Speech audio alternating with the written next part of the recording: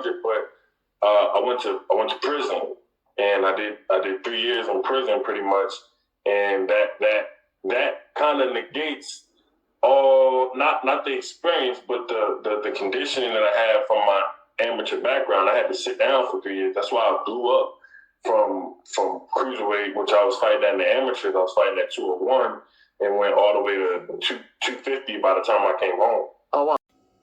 First time you meet Jake Paul. How does this all go down? How did you get the call to be his sparring partner for the Nate Robinson fight? Right, August of 2020, correct?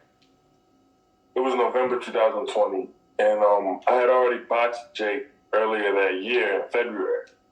So a local coach, I was training in California with Joey DeJeco, and a coach came in. He's like, I got these YouTube guys, and they're getting into boxing. They got this boxing event that they just did. It was a huge success, and I had actually already knew about that because I had trained Overflow, who fought on the undercard of the very first boxing event they did, which was an amateur fight between, I believe, DG and Jake Paul. And I'm not sure who Logan and KSI fought. Maybe they fought each other. I think they did. Sure. I think they did. Yeah, I think they fought each other.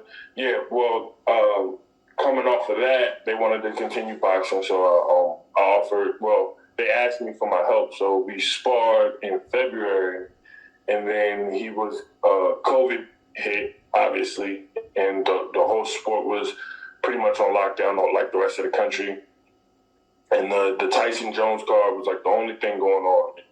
Obviously, he was on the undercard. They asked me for some help, so I came in to give him a look for a few rounds. And so when you're there, I mean, that footage we saw like 45 seconds, but when you're there, are you guys cool? Are you friendly? Are you cordial? Like, what do you make of him? What are you telling your friends about him? The first time we boxed, it was cool. We were cool. Everything was good. He was a little Hollywood, but when people have that type of following and stuff, they tend to be that way. So that's fine.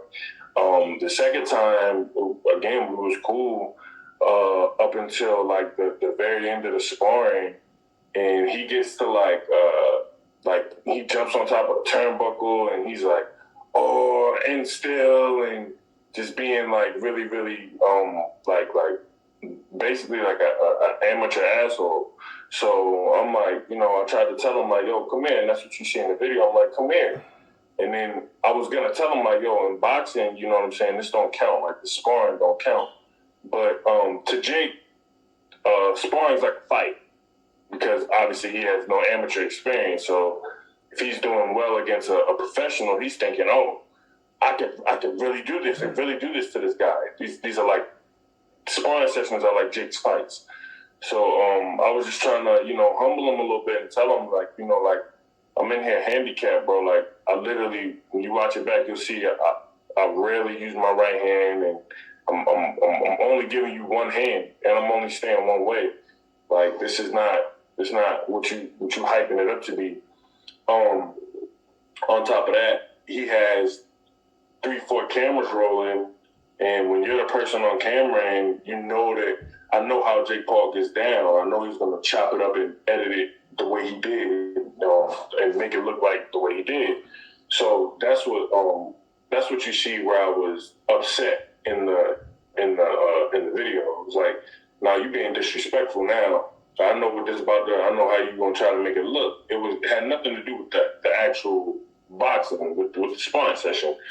It was just his disrespect for the sport and for what we were doing. I came to give you a look. I didn't come to beat you up or to see if you were even on my level or if you were ready for this level. I actually was asked by your coaches not to knock you out. So this is I was told that if you knock them out, you're most likely not going to get paid. Wow. At the time, like I said, it was during the pandemic. I'm getting $100 a round. This is just easy work sparring for me. So it was definitely something I didn't want to throw away.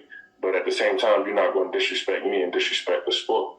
Was that the last time you sparred him? Yeah, that was the last time we sparred. Was that the last time you've been around him prior to all of this? We were around each other for the Tyson Jones event a little bit, but not so much. So yeah, that was pretty much the last time we've been around each other. Like, are you kind of on separate paths after all of this? Like, did you guys stay in touch? No, we on separate paths, but I was actually the first person in boxing before anyone to give Jake his props. I was like, nah, he can fight, because a lot of people, when they try to get into boxing, they'll take a punch and then they'll just be like, oh no, this ain't for me. And I seen that, Jake, he took a punch, took a good shot, and he kept coming. He's like, okay, let's go. He's a tough kid. He's a tough guy, and he works very hard. And I gave him his props for that. But other than that, no, we didn't have no contact, no type of, it's not no friendship going on or nothing like that. They paid me to work. I came to work, and he ruined that by jumping on turnbuckles and counting rounds and just coming off his neck sideways. So it was an experience for me, but I don't deal with people like that. And just to be clear, for those that may not know, when you say that you're going in there to give him a look, like, his coaches are telling you, hey, Hasim, like, don't do this, don't do that, don't use your right hand. Like, they're trying to set him up to be prepared for his upcoming fight, and you're just out there. You're not trying to beat him or do anything to mess up his upcoming fight, right? Like, you're not going at 100%. Is that fair to say? That is exactly what it is. I mean, I'm literally, boxing is a two-hand sport. I'm literally only using my left hand, and I'm handicapped, meaning that I can't use one of my best weapons, which is to switch up. I if you watch my fights, you'll see I switch. I can't switch stances. I got to stay in one stance. If he does wind up showing a clip of me switching to southpaw, it's literally in the last 30 seconds of the last round, where, who's going to say something at that point? It's like, all right, I'm going to switch for the very last 30 seconds. But I didn't really even throw anything to have him miss. I just gave him that look just to see what he would do. August 6th is going to be completely different. It's holding nothing back. I'm going to be punching him hard. I'm going to hit him as hard as I can hit him. And I'm going to be hitting him with both hands. I think he's bit off a lot more than he can shoot. He's in trouble. So what happened was, it was a little shady. They called me. His coach called me, and he's asking me, how much I weigh, how I'm feeling about my last fight, what I've been doing in the gym, and how much I've been sparring, and all these questionnaires, just checking off. But he was asking me under the pretense that I would come in and spar Jake as a southpaw for Anderson Silva. Literally an hour after they inquired me, I'm thinking they about to call me back and get me on a flight to Puerto Rico to help him out for Anderson Silva. An hour later, I get a call saying that they want to fight. So all those questions were really trying to line me up to fight me. It was never like a sparring situation. It was a fight. They wanted to see where I was for the fight. Were you shocked? Where I was at. When you got that offer, were you shocked? I was, because these were people that I've known since I've been a teenager. People that I've given good work to. But you can't put anything past anybody in this business. So it's like, it was a dirty move, but hey, I'm going to make them regret that. I'm going to make them regret that on August 6th. He's going to get fired. Do you think that they ultimately chose you because of the quote-unquote work that you gave them like 2 years ago, that they think that this is the same guy? I know that they know. They know that they asked me to take it easy on this man. They asked me, like, because I'm not the only person that they asked. It's like, please don't knock this guy out. Just whatever you do, just don't knock him out. He's an asshole. He's gonna do this, and just don't knock him out. As well as I think that a major part of me getting the fight was my last fight, where I was stopped by Kenzie Morrison. I think that they believe that they can do the same thing Kenzie did, but Jake's not nowhere near on the level of a professional that's 20-0 with 18 knockouts. Been doing this. He's been a pro for 7 years now. He's 6'4", 235 in the ring. He's completely different fight than who I'm fighting on August 6th. This is gonna be a massacre on August 6th. I can't wait. When we had Jake on the show last Monday, as I think you may have seen, he said that he wasn't sure if you were going to show up to the presser, that you were asking for more money. How much truth was there to any of that? None. Jake says a lot of things. Jake says a lot of things that aren't true. And as you can see at the presser, I thought we was gonna have more time so I could get to picking out all these untrue things that he says. He just likes to open his mouth and just blabble out what he thinks people want to hear, or things for content reasons or to catch headlines. There was never a request for me for more money. I knew coming into the fight how much money I was making. I never said anything about getting more pay or anything like that. So when I actually was getting my hair retwisted while you guys were on the show, and it popped up, and I'm watching it, and All Access has this on video where I'm completely surprised, and I'm like, what is he talking about? Your interview ends. I call his team like, yo, what's going on? Why are they saying I'm asking for this and asking for that? I'm not. Tell them that I'm not. I'm taking everything. I'm going to be at the press conference tomorrow. And I'm literally telling his team this in front of the All Access cameras so that it can expose this man for the fraud he is. I just think he's a fake. He's a phony. He got a lot of fake and phony stuff about him. He is a real fighter. I do respect him as such, and that's why I'm taking this fight so serious. So, are you impressed with how far he's come? Like, you sparred him before the Nate fight. Since then, he beats Ben Askren, he beats Tyron Woodley twice, he gets the knockout. There are some people who wouldn't even say what you just said about him being a real fighter and all that. Are you impressed? Has he exceeded your expectations as a fighter? I knew he could fight from the first time we boxed. And he told me, he had a background in wrestling from in high school and stuff like that. So he's an athlete, and then he has this huge following, and he has pretty much the money that he needs to train at his dispensing. He can pretty much do what he wants, train where he wants.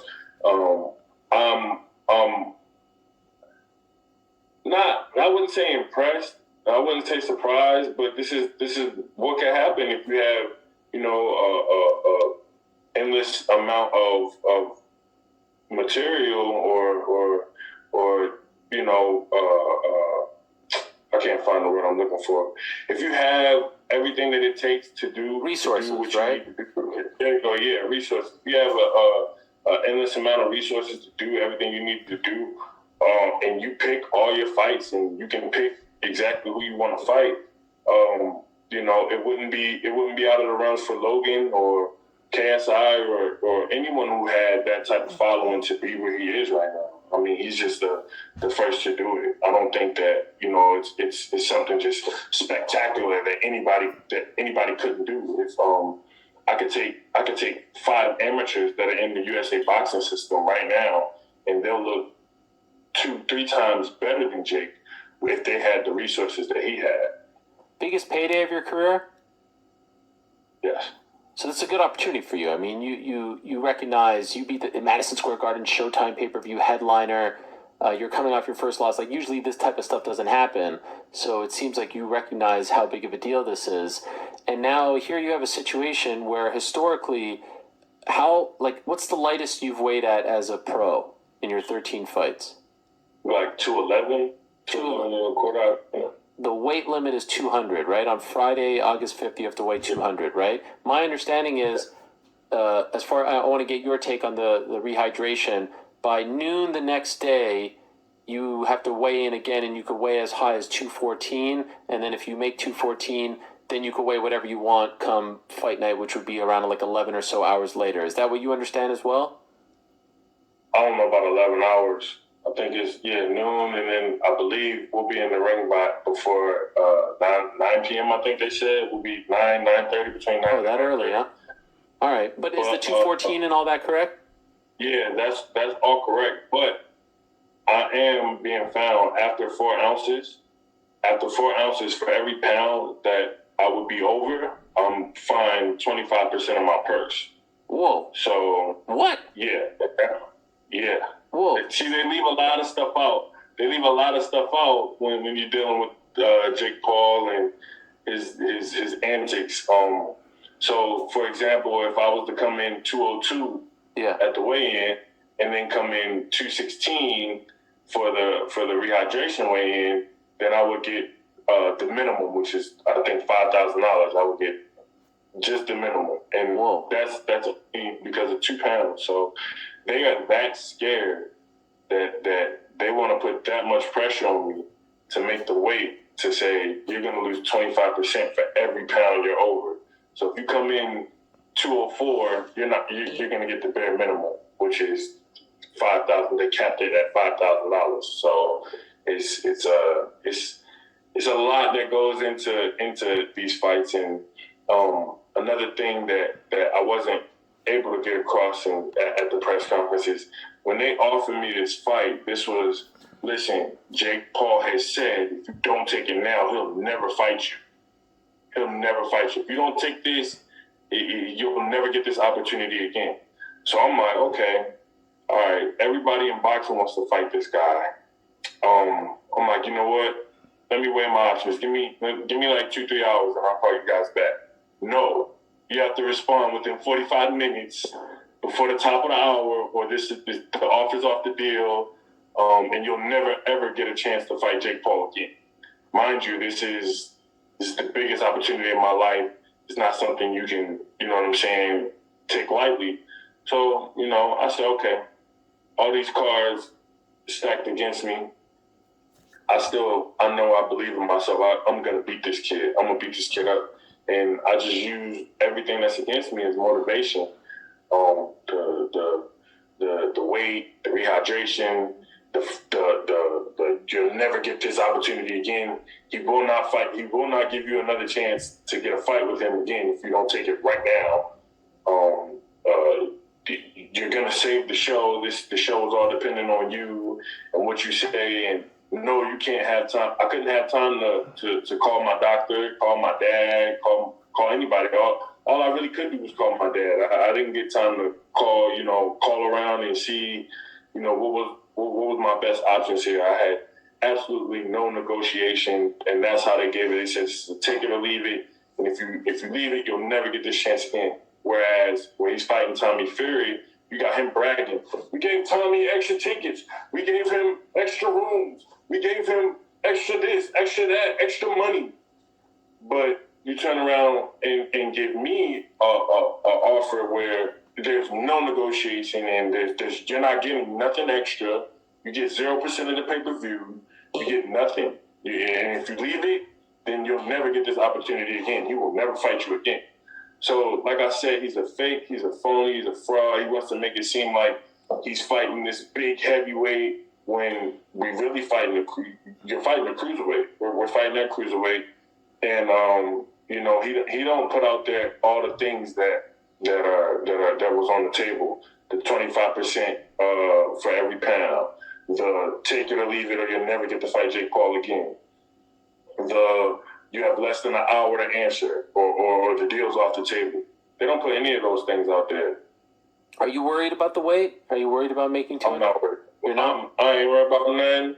All right. I ain't worried about nothing. All right. I'm good already. I'm good. I think that, I have the best team around me that I could have assembled. And the nutritionist has done a great job. My dad's doing a great job in the gym. My strength and conditioning is going amazing. And, spiritually, I'm at a level where I feel like... About his back hurting and that he's in a lot of pain because he continues to have to carry the promotion, that his opponents don't do anything. And obviously you're the next one up there. I'm not sure if you saw it or not, but do you feel like you need to ramp things up? You know, he's such a great promoter, right? I mean, like a content creator, as you referred to him as. Did you see this, and do you feel like you need to dial it up a notch or two? No, I seen it, but I don't see, like, what does he want me to do? I'm not about to buy my followers like he did. I'm not about to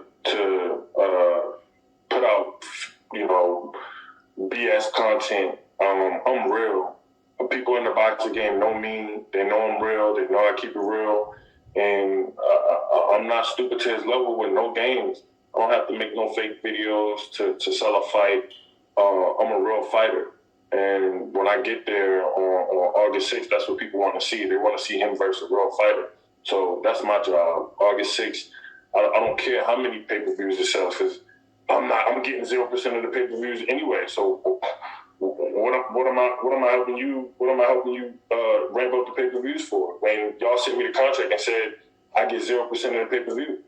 So how is it my job to help you sell the fight? You wanted 100% of the pay-per-view, so you sell 100%. Do your thing. Keep buying followers. Keep putting this facade out there like you're just this big deal. He's gonna have a boatload of excuses come August 6th, and I'm just gonna have I'm gonna take everything he's got going on. It's gonna ride over to my way like it should have been, and I feel like this is just the catapult that I needed in my career to get to a world title. I know that comes because I lost my last fight. My last fight, I immediately took my opponent lightly. I didn't think Kenzie was as good as he was, and I think that if I hadn't, we would have had a different result. Your confidence, okay. I mean, anytime you lose your first pro fight, sometimes the confidence is shaken. How would you describe your confidence going into this one? You know, after that fight, you could see I was protesting the stoppage from the time the referee called it off. I've had, I feel the same way I felt when I got out the ring. I'm fine. I've been waiting to get back in the ring ever since. I couldn't wait. There's not a doubt in my mind that I'm going to come out on top on August 6th. I don't have any regrets or anything about April 29th. What happened back then, what happened. It's behind me, and it set me on a path to get here. So if I would have won that fight, there's no way Jake would be trying to fight me. There's no way. And that's proof in the pudding, because Kenzie was brought to the table before me for him. And obviously they didn't want to fight Kenzie. They wanted to fight me. Me and Kenzie weighed the exact same on our weigh-in for our fight. So that just goes to show you what he's looking for. Like I said, he's a fake, he's a phony. By the way, in total, do you know how many fights you've had, amateur and pro? 100 amateur fight thing, is that legit? It's somewhere close to there. If it wasn't 100, it was definitely over at 80, 85. It was close to 100. I was getting close to 100, but I went to prison, and I did 3 years in prison pretty much. And not the experience, but the conditioning that I had from my amateur background. I had to sit down for 3 years. That's why I blew up from cruiserweight, which I was fighting at the amateurs. I was fighting at 201. And went all the way to 250 by the time I came home. Oh, wow. Do you mind if I ask why you went to prison? What's good, people? It's about that time to randomly relate reverse rants, no hate. So, the purpose of me making this video, I wanted you all to hear Hasim Rahman Jr.'s words from him. You always have non-believers and idiots that they can even hear a clip and still try to give you their take on what they want to believe and what they want you to believe, not what the reality is. Now, I'm not giving you any information about the two fighters from my own perspective. I'm telling you what was said. Now, as far as my response to how I feel about what fighters say and how they act and conduct themselves, yeah, that's my opinion based on what they're doing. But at the same time, I'm not coming from a space of hate or fanboyism. The fanboys, they love to run their mouths and speak about things as if they are there. Like you had some idiot, oh man, you don't know what you're talking about. You just want to hate on Jake Paul. Oh, all you old school guys all the same. Blah, blah. Get your panties out your crack, first of all. Shut your mouth when grown folks are talking and learn. For one, I don't need you to explain to me what a rehydration clause is and catch weight and all this kind of stuff. I know that. I work with fighters. I'm in the gym. I fight. Stupid. What the fuck do you do? So at the end of the day, yeah, you know, you're the type of people that don't have a CDL, never ever drove a truck in your life, never even drove a Jeep, probably don't even have a car, but you know everything about trucking. You know everything, what the rules and regulations are. You know everything. You can go teach a class. You can tell any trucker what they're supposed to do, but all you do is observe standing from a curb without real explanation. So anything that's kind of obvious, you might be able to get because it's just common sense, but that's all you are. But the way you guys speak, it's like you know everything that goes on. For one, if you listen to what Hasim Rahman Jr. said, for the idiot that said, oh, he's only 211 pounds, so he only has to come down, you're a liar. First off, he was asked, what's the lightest you ever fought as a heavyweight? He said 211. That's the lightest he's ever fought. You heard the guy say that he basically was like 250 when he came from prison. He wasn't in, and let me explain. There's another interview, which I don't want to add too much because the video that you guys listened to was like 35 minutes long. And I was like, all right, I'm not going to make the video. I'm not going to go through this whole video. I'm going to take the main points of what Hasim Rahman was saying. I'm not concerned about his prediction and he think he's going to win and all that. That's not even what I was focused on. That's his opinion. It's the facts, the details, things that you guys don't know, don't understand that is being stipulated to give Jake an advantage. Okay, and especially when Jake himself is the promoter. Okay, the same stipulations that go for Hasim Rahman Jr. don't go for Jake Paul. That's factual. Stupid. That has nothing to do with my opinion. Okay? And you heard what Hasim Rahman said. So I don't have to repeat anything that he said to explain anything to you. For the idiots that don't understand, when you are speaking from a fanboy space, it doesn't matter what you think you know. You talk like you know what the man eat for breakfast. You know what his feet smell like. You know what kind of drawers he's wearing, if his drawers is in his crack or not. You guys know everything. I don't care to know any of that about anyone. That's not what I do. Okay? And it doesn't matter who I want to win or who I want to lose. It doesn't matter if I don't care who wins or lose, which really most of the time I don't. And it's never a personal thing with me. So it doesn't matter who I'm leaning towards. I never take any of it personal. With all of what was said between Jake and between Rahman, what I said, and I mean this, I hope, for the sake of the right thing happening to correct wrongs, I hope Hasim Rahman Jr. beat his ass. But if he can't get the job done, then that just means Jake was the better man. And at the end of the day, the better man won. Hasim Rahman Jr. said he's not worried about the weight or nothing. He feels fine. But he understands what they were trying to do. And that's what you idiots overlook. It's the intent.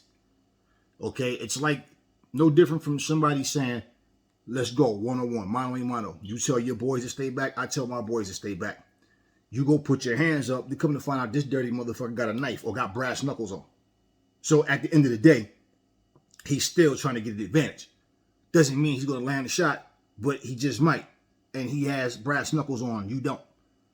So everything that you just heard, this is my whole point about when someone, the disrespect, and trying to make it look like you're beating a world-class fighter, like he's a real fighter, I beat him.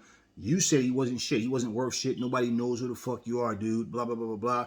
Now, the part that I didn't play as well, because it wasn't, it's like I said, it's a long video where Dana White, even Sean Porter, myself, Eddie Hearn, other people, Jojo Diaz, we all believe, well, put it like this, they all feel strongly that Jake Paul is going to knock Hasim Rahman out. I feel strongly that the possibility is there that he can knock Hasim Rahman out because of the mistakes that Hasim Rahman make.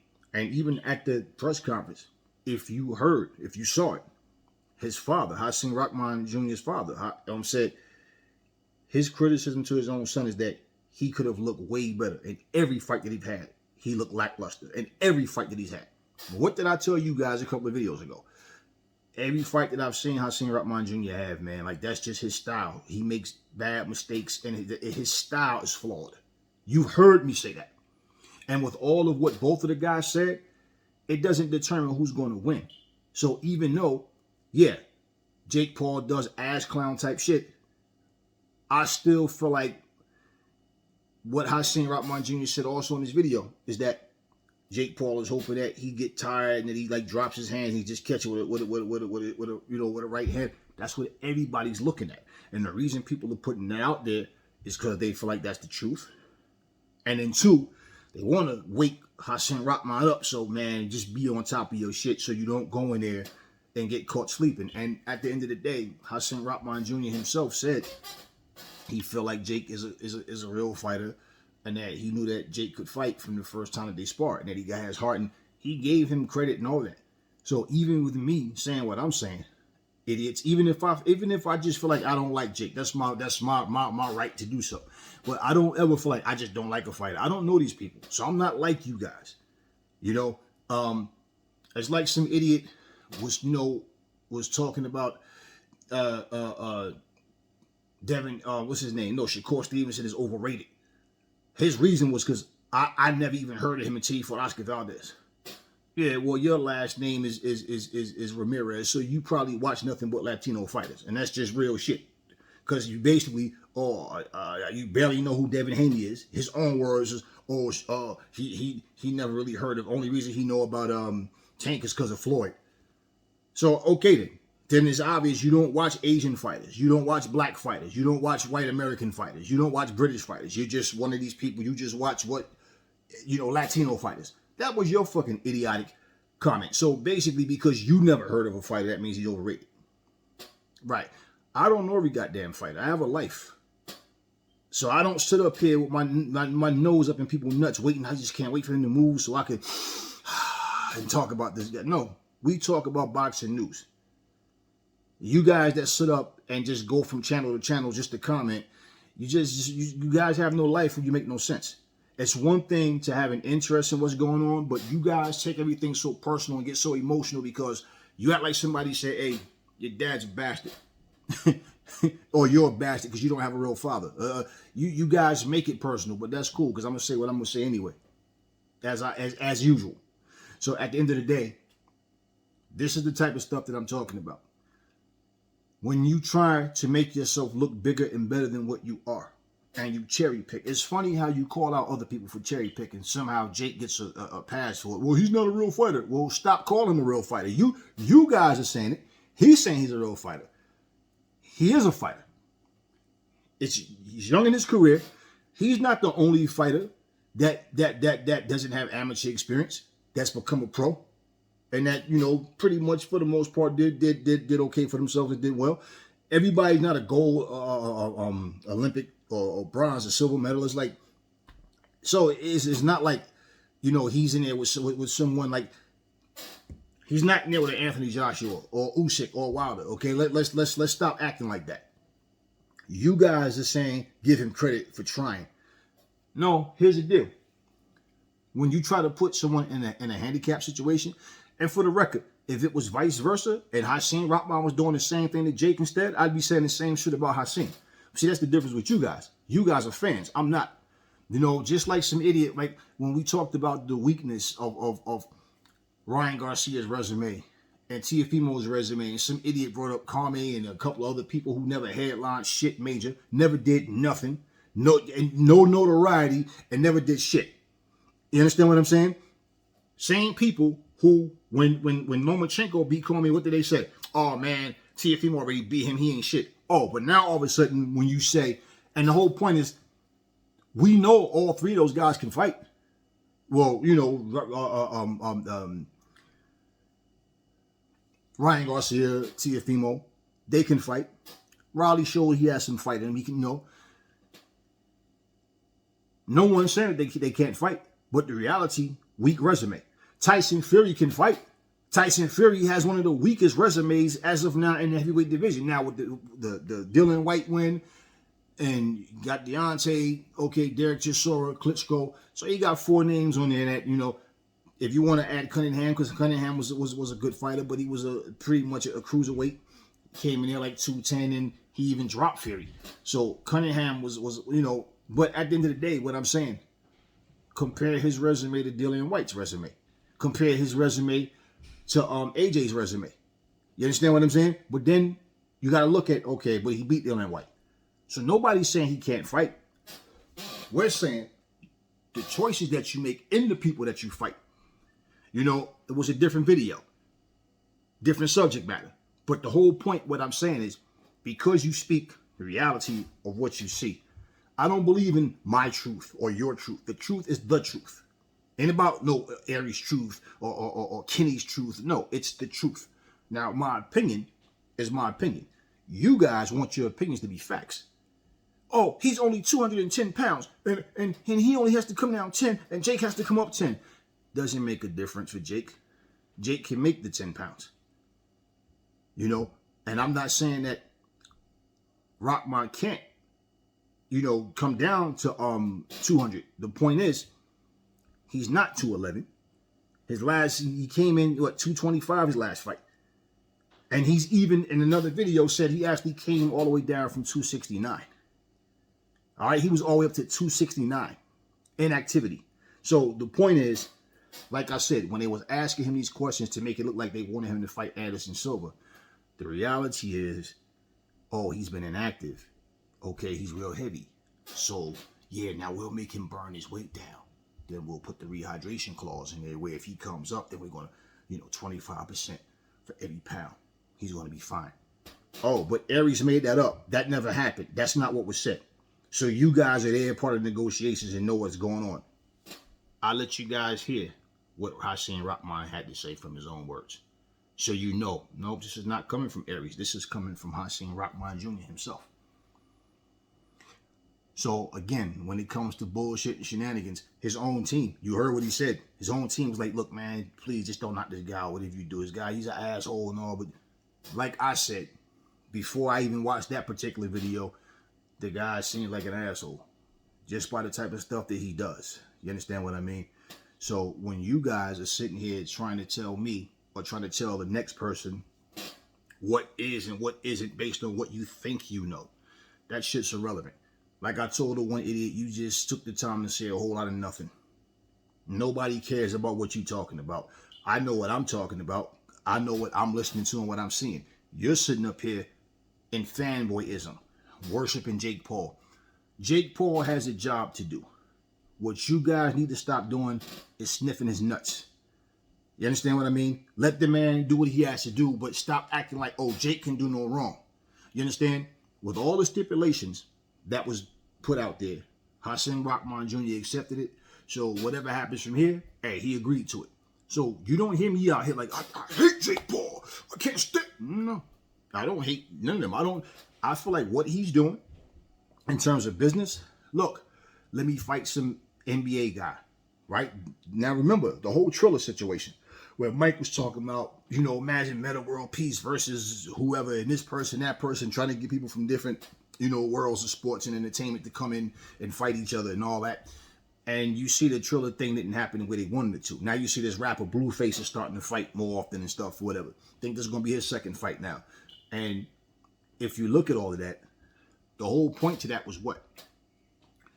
For Jake Paul, for the Triller app situation, for those fights, it was to just get more interest of people to start watching at least their version of boxing, okay? If not boxing in general.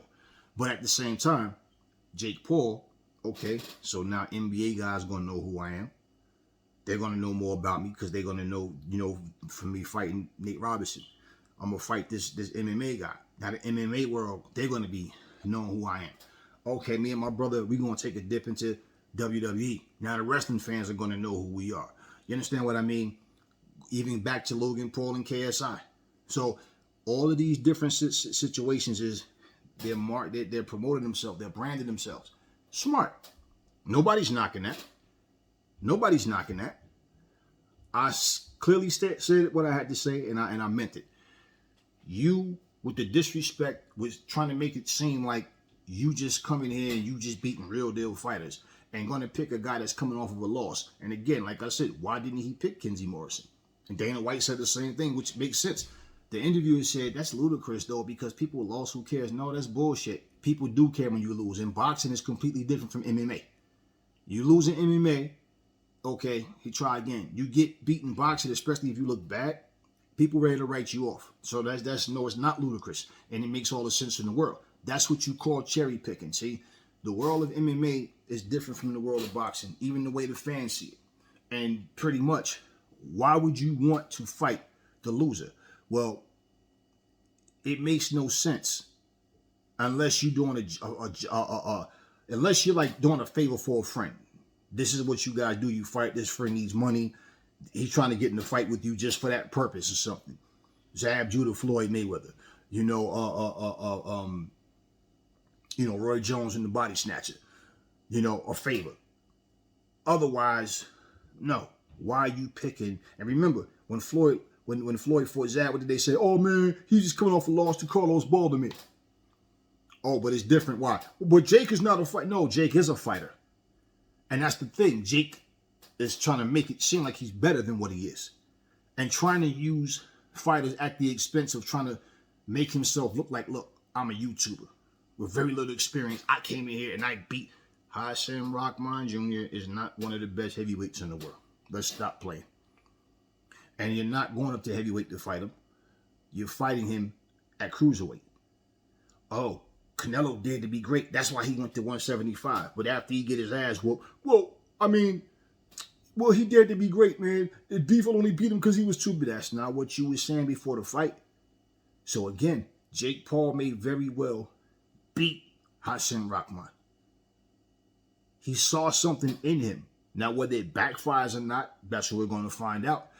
But he saw something in him. That's why you picked the loser of a fight instead of the winner.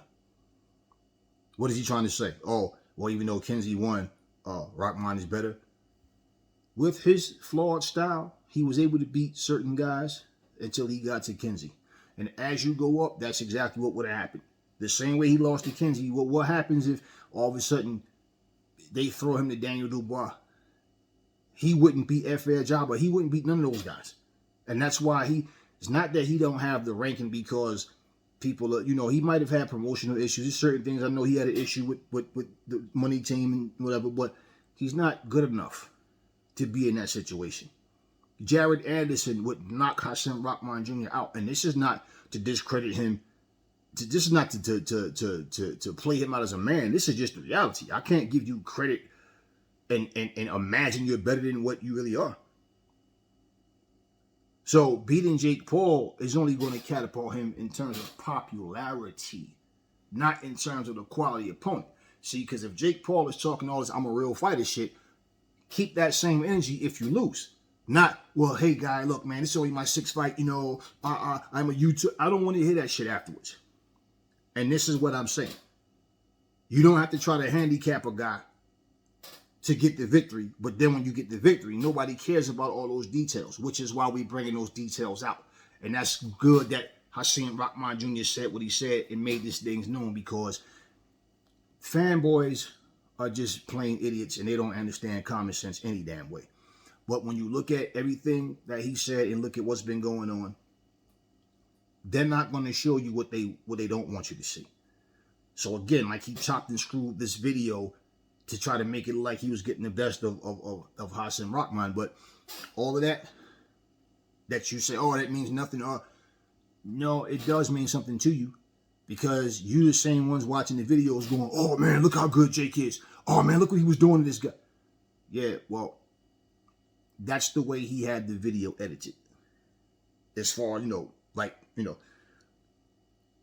heard what Hasim Rahman, Jr. said, and Jake said, dude, you got your ass beat, dude, and all this, and you saw the video, he's moonwalking and all this while the people are holding Hasim back, all this like just childish, goofy asshole type shit. And I said what I said, and I meant what I said again.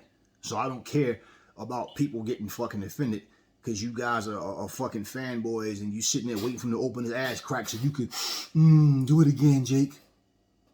Jake is doing what he's doing, and see somebody who come from a real space of fighting, cut from a different cloth. We don't respect that asshole type shit. Now he's doing what he's doing, cool, but somebody, the fight world need to stand up. Okay, I tell you what, he's challenging Conor McGregor, right, to a boxing match. I bet you he won't try to learn MMA and try to fight Conor in an MMA fight, and he has a wrestling background, right? So why don't he fight him in MMA? Like y'all was saying Floyd should do, even though Floyd's strictly a boxer and that's all Floyd talked about was boxing, right? Okay, he fought a washed up MMA guy in boxing. You understand what I'm saying? So this is all experience he's gaining in fighting, but it's not quality opponents. So now we're going to find a guy has more fights than me that basically he's not world renowned, but you know what? They're going to know of him through me. And the fact that they're going to look at his record alone and say, oh, but Jake only got 6 fights. This dude is 12-1. We know what the game is. So this is why I did what I did, put this video together. You guys see what it is for yourselves. And pretty much, yeah, all these stupid accusations that people make and try to change something to be what they wanted to be. Look, y'all, it doesn't change the facts. And the reality is, everything that goes on behind the scenes, you're not going to see. So this is why I took the time to do this and put this out here. And this is not even so much about Jake Paul. This is about the Jake Paul fanboys who got their tongue out. Ready? I'm ready for you to spread it, Jake. Go ahead. Spread them, Jake. Spread them, baby. We ready. Let the man do his job, but stop acting like Jake can do no goddamn wrong. Y'all applaud bullshit and like this is the new way of thinking. That's why you little sissies wouldn't be fighters yourselves. You try to live vicariously through other fighters. Don't worry about me and other people. We who cut from a different cloth and not going wrong with this bullshit. Like you motherfuckers who think that Lil Wayne is the first dude that has some bars. Like bars started with Lil Wayne. Yeah, that's as far back as you know. But don't worry. Don't worry.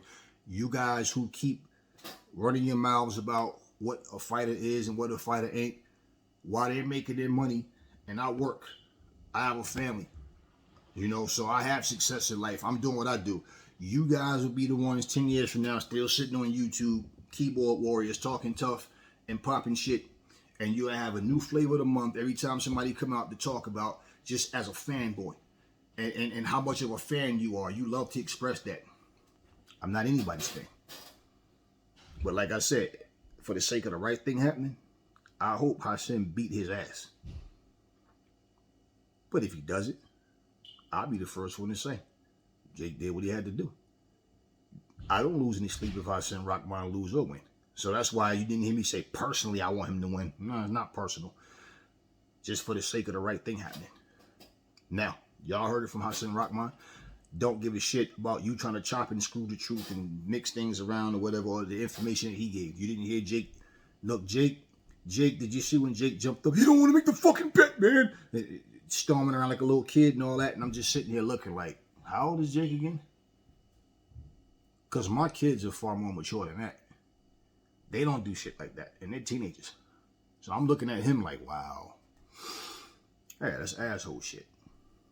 So for everybody that thinks that Hasim is going to lose, if he wins, he wins. If he loses, he loses. My story don't change. I hope that he wins. I'm not going to sit and tell you, oh, I think he's going to. I don't know what's going to happen. We will see. Never fall in love with lies. Remember the truth brings hate out of people. And I will catch y'all in the next video.